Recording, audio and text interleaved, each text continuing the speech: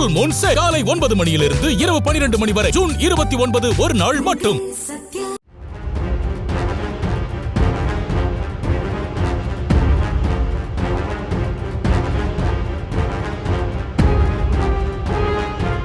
உளுந்தூர்பேட்டை அருகே லாரிகளில் இருந்து டீசல் திருடி பதுக்கி வைத்த 6 பேரை தனிப்படை போலீசார் கைது செய்தனர். விழுப்புரம் சரக குற்றத்தடுப்பு நுண்ணறிவு பிரிவினர் உளுந்தூர்பேட்டையில் சாலையோர ஹோட்டல்கள் மற்றும் கடைகளில் திடீர் ஆய்வு மேற்கொண்டனர். அப்போது 6 கடைகளில் அனுமதியின்றி கேன்களில் பதுக்கி வைத்திருந்த 7000 லிட்டர் டீசல் மற்றும் டீசல் பேரல்கள் பறிமுதல் செய்யப்பட்டது.